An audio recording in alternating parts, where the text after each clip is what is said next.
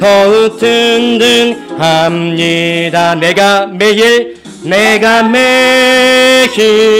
십자가 앞에 더 가까이 가오니 구세주의 흘린 보배 피로써 나를 정케 하소서. 내가 매일 십자가 앞에 더 가까이 가오니 구세주의 흘린 보배 피로써 나를 정케 하소서.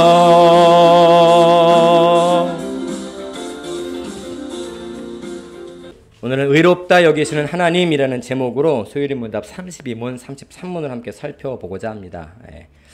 먼저 하나님 말씀 먼저 볼게요. 로마서 8장 30절입니다. 한 목소리로 시작.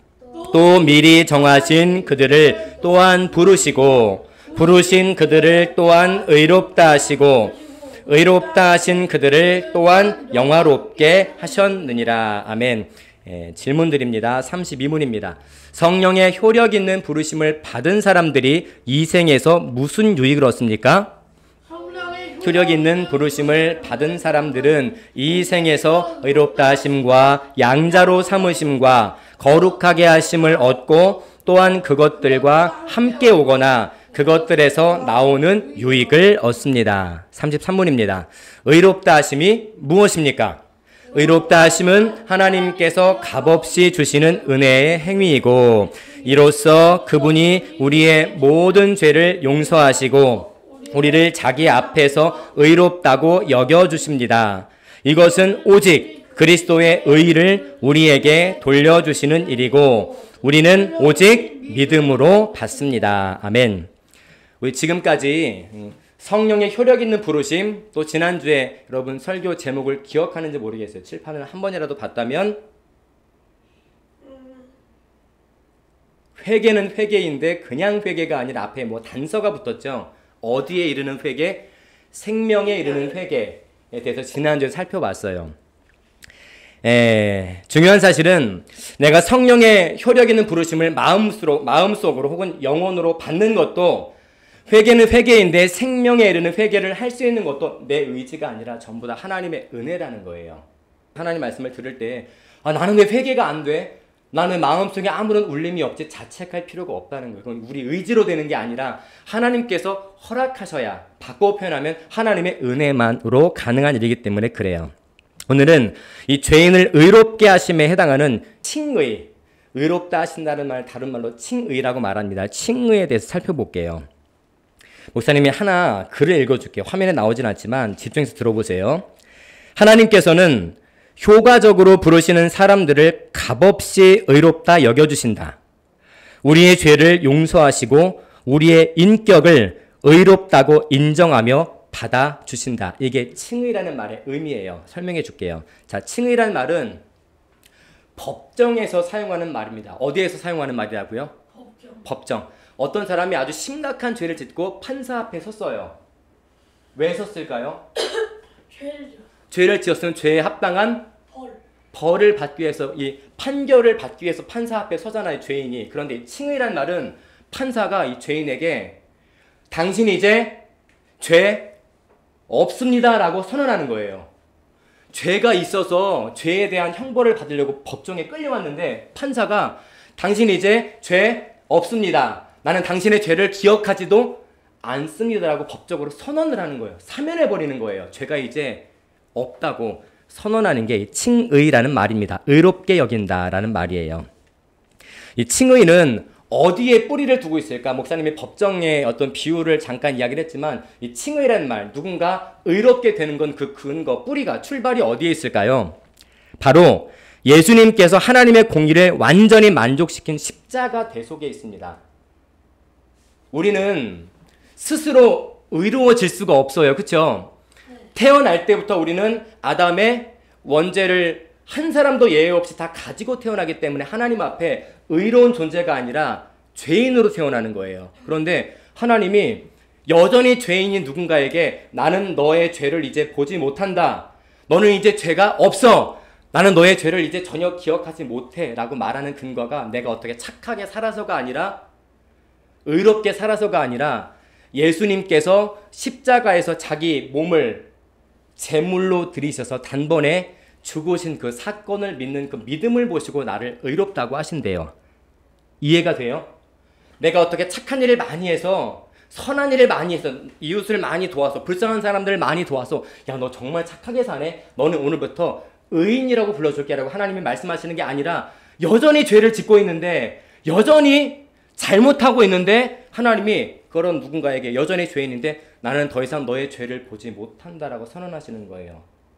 그 근거가 바로 예수님께서 하나님의 공의를 만족시킨 십자가 대속 사건 때문이라는 거예요. 우리가 그 사건을 믿을 때 조금 어려운 말 더 해볼게요. 자, 한번 따라 해볼까요? 전가. 내가 잘못했는데 상대방에게 내 잘못을 떠넘기는 거를 소위 책임 전가라고 말하죠. 이 말을 한 번쯤은 들어봤을 거예요. 근데 이게 주님과 우리 관계에서 똑같이 일어납니다.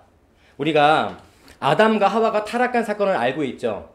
선악을 알게 하는 나무를 먹었을 때 그게 뭐가 죄가 돼? 그런데 그 죄가 아담과 하와의 죄만이 아니라 누구의 죄도 된다고 그랬죠? 아담과 하와 이후에 태어난 모든 인류의 죄가 된다고 그랬어요. 왜냐하면 아담과 하와는 인류의 어떤 존재였으니까? 첫 번째. 달리 표현하면 조상. 또 달리 표현하면 다음 나올 때까지 물어봐야지. 아담과 하와는 개인이지만 동시에 어떤 존재로 태어났죠? 우리나라의 축구 선수들이 해외에 나갔을 때 이름도 부르지만 달리 표현하잖아요. 대한민국 국가대표라고 말하잖아요. 몇 명 안 되는데 5천만 명이 다 나간 게 아니잖아요. 그런데 왜 선수들을 대한민국 국가대표라고 부른다고 그랬어요? 그 사람들이 우리를 뭐 하는 사람들이니까. 대표하는 사람이니까. 아담도 똑같아요. 아담이 혼자 죄를 지었지만 인류의 조상도 맞습니다. 그런데 인류의 대표자였기 때문에 아담의 잘못이 아담의 죄로만 끝나는 게 아니라 그게 우리 죄가 되는 거예요. 그 비유로 목사님 국가대표 얘기를 했잖아요. 그런데 아담이 죄를 지음으로 그 죄가 우리에게 전가가 됐습니다. 나는 받기 싫어도 받을 수밖에 없어. 아담이 대표자니까. 그러면은 아담은 우리에게 받은 게 있을까요? 아담이 죄를 지어서 아담의 죄가 우리에게 전가된 거는 성경을 통해 많이 배웠으니까 알아. 그런데 아담이 우리한테 받은 게 있을까요? 없어요. 우리는 아담에게 일방적으로 죄를 전가받은 거예요. 그런데 예수님이랑 우리 사이에는 좀 독특한 방식의 전가가 이루어집니다. 아담과 우리 사이에는 일방적이지만 예수님과 우리 사이에는 이중 전가가 이루어져요. 왜 전가는 전가인데 이중일까? 자, 아버지 하나님이 아들을 십자가에 못 박아 죽게 하셨죠. 죽게 하신 이유는 하나님의 창세전에 선택하신 하나님의 백성들의 죄를 대속하시기 위해서 아들을 이 땅에 사람으로 보내주고 제물로 죽이신 거예요. 창세전에 누군가 선택받았다고 했잖아요. 우리가 그 누군가는 누군지는 모르지만 어쨌든 누군가들은 하나님의 은혜를 받습니다. 말씀을 듣다가. 그게 성령의 효력 있는 부르심이라고 그랬잖아요. 그 뒤에 나오는 열매가 회개는 회개인데 생명에 이르는 회개라고 그랬고, 그리고 즉시 나타난 현상이 의롭다, 이 칭의라는 사건인데 이중 전가가 뭐냐? 예수님이 십자가 달려 죽으실 때 두 가지 전가가 일어났는데 하나는 예수님이 우리의 죄를 다 짊어지신 거예요. 아버지 하나님이 택하신 자들의 죄를 다 누구한테 지금 다 짊어지게 하신 거라고요? 아들에게 다 쏟아부으신 거예요. 전가. 그래서 주님이 마태복음에도 또 마가복음에도 십자가 달리시기 전날에 겟세마네 동산에서 성경에 그렇게 표현이 나와 있습니다. 기도를 하시는데 땀이 땅에 떨어지는 핏방울이 될 정도로 기도하셨대요. 왜냐하면 그 다음날 어떤 일이 발생하니까 십자가에 못 박아 죽는 일이 발생하는 날이기 때문에 주님이 우리와 똑같은 사람이십니다. 죄는 없으시지만 너무 힘들고 두려워서 그런 기도를 하세요. 이런 기도를 하세요. 엘리 엘리 라마 사박다니. 목사님은 지금 그냥 조용히 얘기했지만 주님은 이렇게 기도 안 하셨을 거예요. 그 겟세마네 내일 죽게 생겼는데 엘리 라마 사박다니. 우리말로 해석하면 나의 하나님 어찌하여 나를 버리셨나이까. 실제로 버림받은 거예요. 주님이 아버지가 아들을 너 한번 죽어봐 라고 이렇게 장난스럽게 말씀하신 게 아니라 아버지는 아들을 지금 누구로 어떤 존재로 취급하시는 거예요? 죄인으로 취급하시는 거예요. 죄의 싹은 사망이라고 그랬잖아요. 그 죄에서 건진받으려면은 피 흘림이 있어야 되는데 아버지가 아들에게 그걸 다 넘기신 거예요. 그게 전가입니다.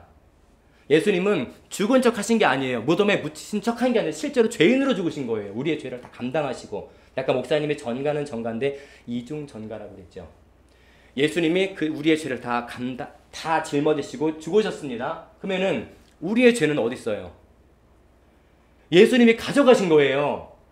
그 예수님이 내 죄를 다 가져가시고 십자가에 못 박혀 죽으셨다는 사실을 내가 믿을 때 또 하나의 전가가 일어납니다.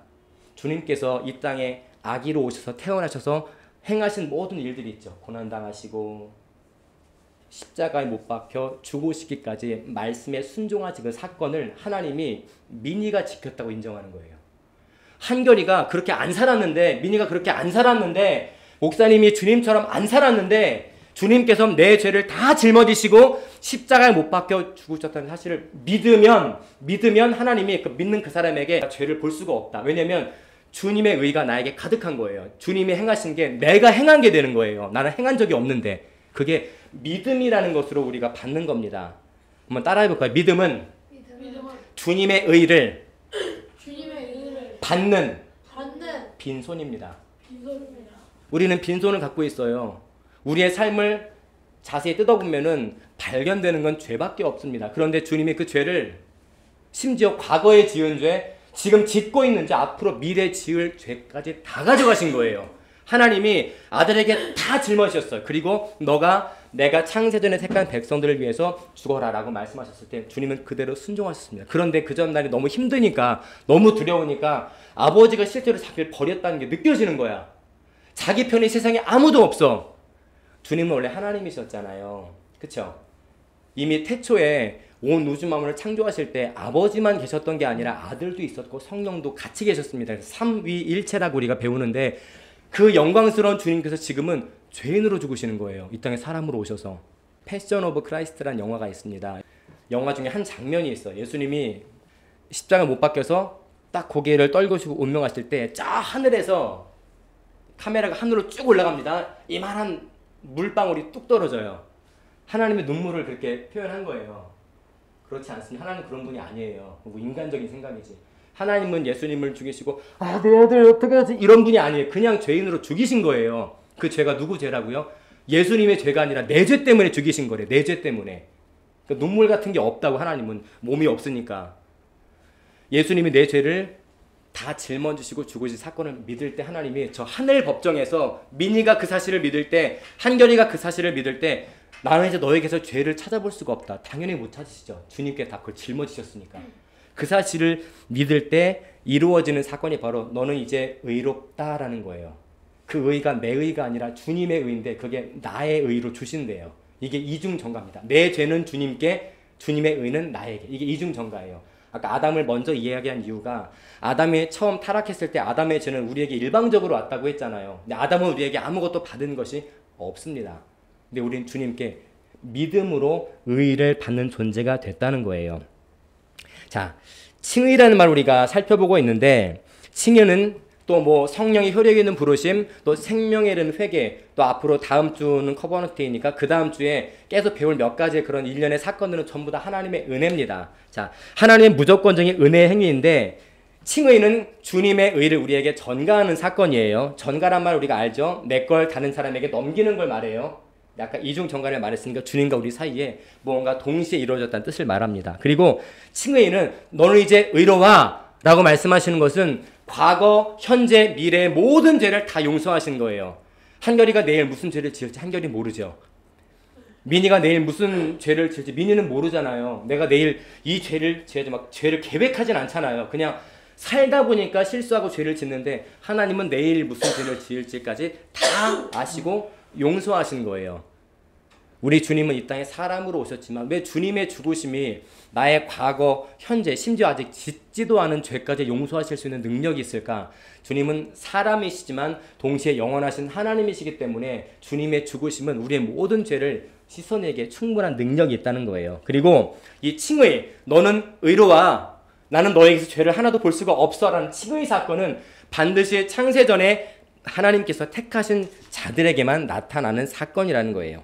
우리가 죄인이 구원에 이르는 과정을 계속 살펴보고 있어요. 목사님이 이 이야기를 지난번에 잠깐 언급하면서 어렵지만 여러분들 이 땅에 살아있을 때 반드시 저 빨간 부분이 해결이 돼야 된다고 얘기를 했어요. 성령의 효력 있는 부르심. 달리 표현하면 중생이라고 그랬죠. 거듭남이라고 했습니다. 우리 한번 본했지만 리본을 해야 된다고 그랬어요. 이게 해결 안 되면 여러분 이 땅에서 뭐 100살까지 살지는 모르겠지만 그 100살 이후에 세상 사람들은 열심히 잘 먹고 잘 살고 행복하게 살다가 죽으면 끝 아니야? 라고 생각하지만 성경은 절대 그렇게 말하지 않아요. 한 번 죽는 것은 사람에게 정해진 것이 그 후에 심판이 있대요. 심판이 없으면 목사님이 여러분에게 말씀 전할 이유가 없어. 그냥 즐겁게 간식 먹고 게임하다가 아니면 오늘 놀러 가도 돼요. 그런데 목사님이 전하지 않을 수 없는 이유는 이 땅에서의 삶이 끝이 아니기 때문에 그래요. 이걸 여러분에게 전하지 않을 수가 없어요. 성령의 혈액 있는 부르신 말씀을 듣다가 마음속에 우리를 부르시는 역사가 나타나는데, 그래서 여러분 이 시간이 중요하다는 게 그거예요. 그냥 예배 한번 안 드려도 되지, 그게 아니라 언제 부르실지 모르잖아요. 성령님이 연락하고 오시는 분이 아니란 말이에요. 말씀을 듣다가 지금은 귀로 듣지만 이게 외적 부르심이고, 말씀을 잘 듣는데 갑자기 마음에 이상한 변화가 일어나, 영혼에 이상한 변화가 일어나 실제로 믿어지는 거예요. 아, 주님이 내 죄 때문에 죽으셨대. 다 배워서 알아. 머리로는 아는데 그게 진짜 믿어질 때가 있다고요. 그 사건이 우리에게 있어야 진짜 여러분은 하나님의 백성으로 바뀌게 되는 거예요. 근데 이 은혜가 하나님께서 창세전에 택하신 자들에게만 나타난대요. 그리고 칭의 사건, 너는 이제 의로와, 너는 죄가 이제 없어, 난 너의 죄를 기억하지 못해. 하나님께서 하늘 법정에서 선언하시는 사건은 이 땅에서 완전하게 이루어지는 겁니다. 한 번에. 성령의 혈액에는 부르심도 한 번에 이루어져요. 그냥 뭐 가만히 있다가 오늘 부르신 건가? 네, 이런 게 아니라 딱 부르실 때 확 부르세요.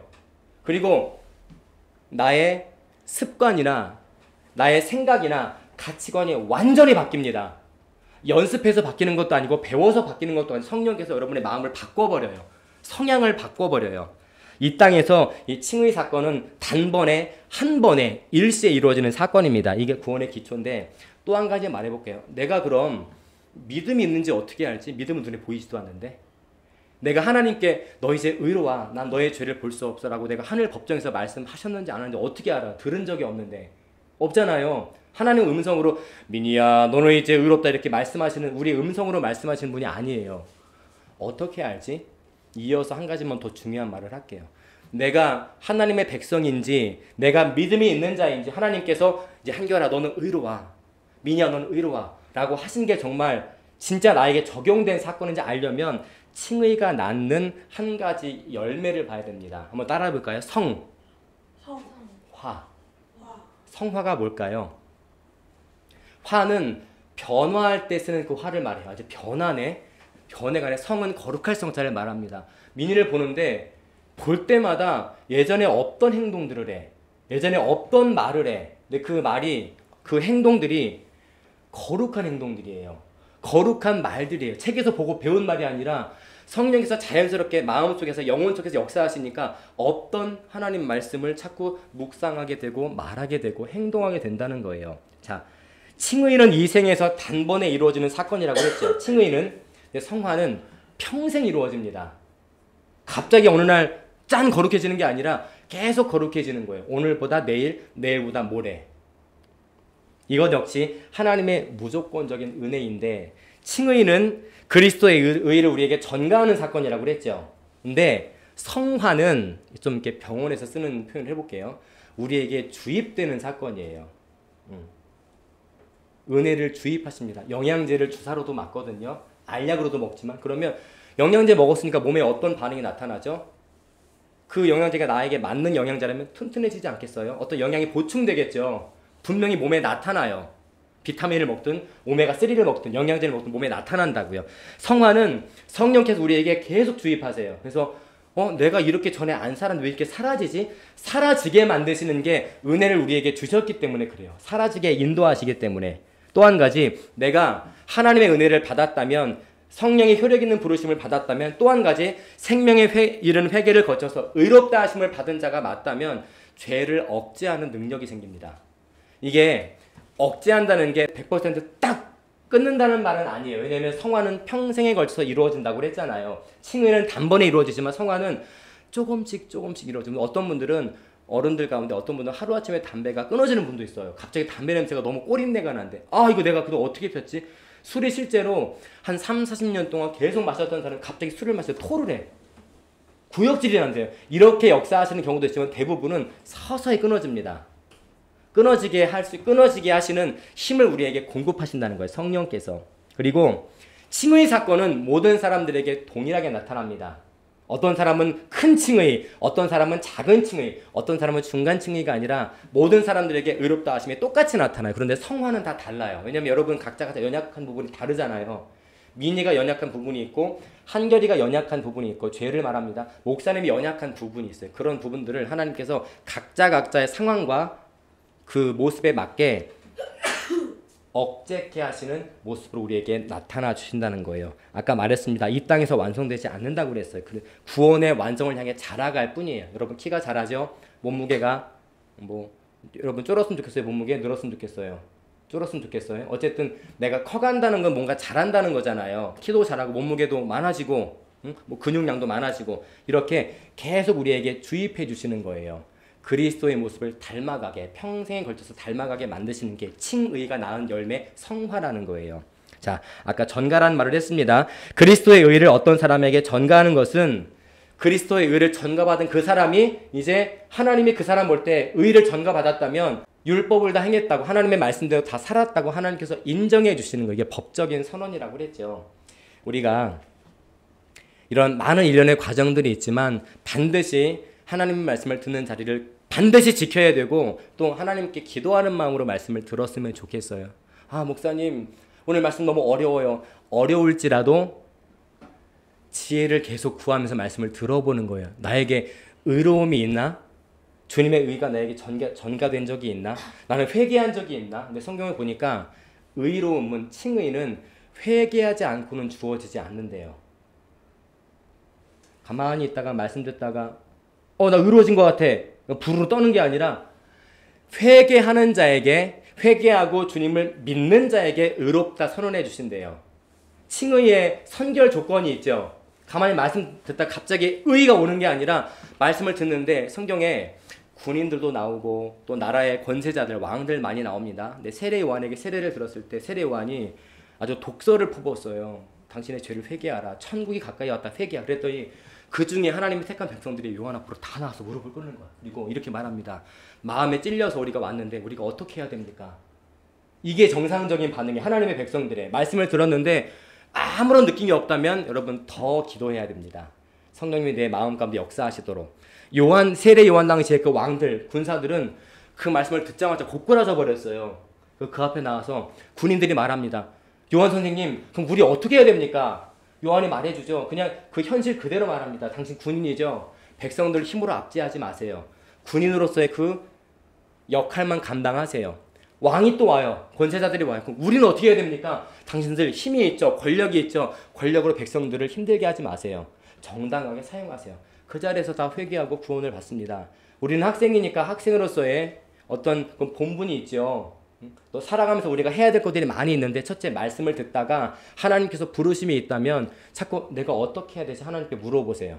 기도로. 하나님께서 기도 가운데 성령을 통해서 한결아 지금 이렇게 해야 되는 게 맞아. 민희야 이렇게 하는 거야 라고 말씀을 통해 알려주십니다. 음성을 들려주시는 게 아니라 이게 주님의 의를 전가받은 자들에게 나타나는 특징이라는 거예요.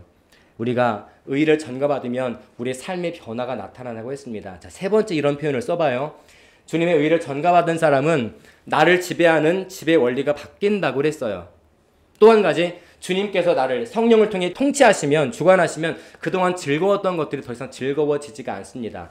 내가 의지적으로 싫어서가 아니라 싫어지게 만드신다는 거예요. 자, 하나님 말씀 볼게요. 다윗이 이런 고백을 한 적이 있습니다. 시편 32편 4절 주의 시작.